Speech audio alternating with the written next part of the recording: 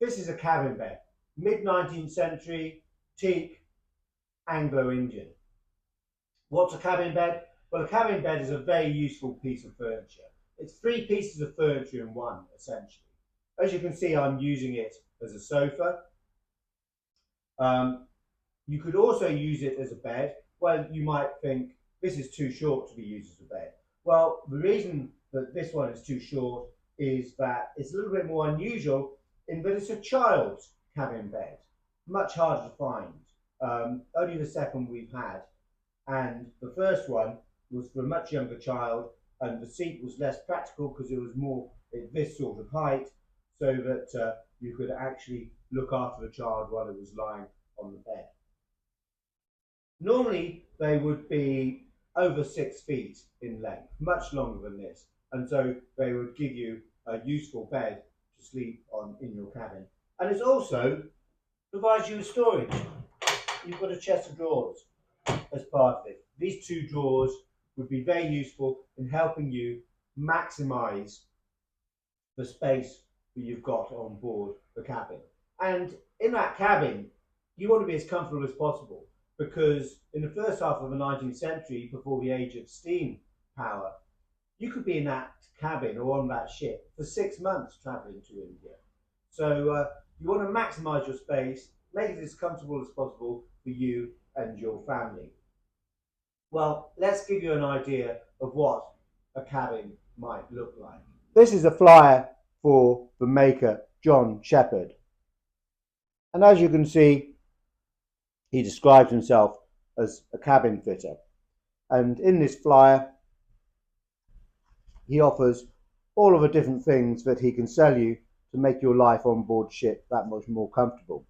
But the illustration to the front is wonderful. Let's move in a little bit closer and have a look at that. And you can see here we have got our cabin bed. You've got a champagne chest to the side here, you've got a gimbaled lamp, you've got a washstand at the back here. So that gives a good illustration of what a cabin in the 19th century on board a ship might look like, and also how a cabin bed would fit into that environment and work. So how do we know that it's Anglo-Indian? We've had English cabin beds in the past, not as many as Anglo-Indian ones, but we've had them by S.W. Silver, two by S.W. Silver in the past. We can tell that this one is Anglo-Indian on a number of counts. The joints have got pegged construction.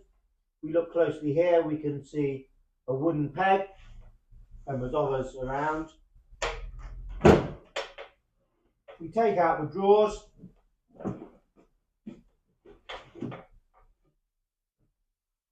You can see the way the dovetails are made. That gives you a good clue that the cabinet maker was an Indian rather than this coming from an English workshop, just for quality of them. You might think, given these quadrants, that that's a sign that it's an English drawer, English-made drawer. Those quadrants are quite typical of the good work of an English cabinet maker. But you do see some Anglo-Indian drawers with those quadrants, and these ones are a little bit bigger and chunkier than you might expect on an English drawer, so perhaps not quite as refined. So let's slide that back in there. Now we've obviously had these cushions made for this, and if we remove them, you can see that the cabin bed is double caned. So that means we've got caning to both sides of these panels, which is a nice touch. It's a little bit more work, but it gives a much better finish, much better quality. If we remove the seat cushion, you can see that that is also caned. So the caning is going to allow for the easy movement of air on the cabin bed, help you keep you cooler in a much hotter climate. So if we swing it round, we can see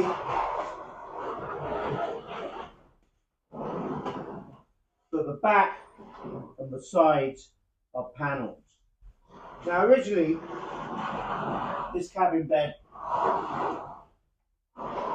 would have had some sort of retainer to the front here, just to stop the occupant falling out in high seas. And if we look closely, we can see that there is a couple of filled holes here and here, which probably would have taken pegs for a retaining board or bars just to keep the occupant in. And we can also see on the inside of these posts that there's some marks, if you look closely, where there might have been other fittings to take the retaining system. Now, what is a curiosity about this cabin bed are these what ostensibly look like patches, but they're not, because they go all the way through this top rail, here and here. And when you see those, the first thought is, well, those must be for support rails that run from front to back, just to give you some extra support on the seat. There's one in the middle here, dividing between the two drawers. But actually, no, it's not. When you take the drawer out and you have a look, there's no rail there. So your next thought is, oh well, maybe for some reason those support rails have been cut. Well, they haven't either, because when you look at the back of the cabin bed to the inside, there's no evidence of a rail ever having gone through. And when we saw the back as well, there's no evidence of a rail coming all the way through. Added to that, the caning also goes through this section, which goes all the way through. So it's got caning holes. The purpose for it, we're not exactly sure. Perhaps it was something to do with the retaining board to make sure that you don't fall out in high wind, stormy weather.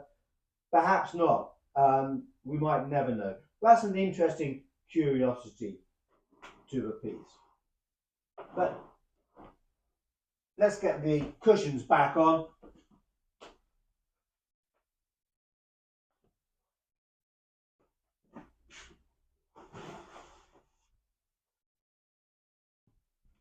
That will leave it without the back and side cushions. They do add to the comfort, but as you can see, it looks just as good without.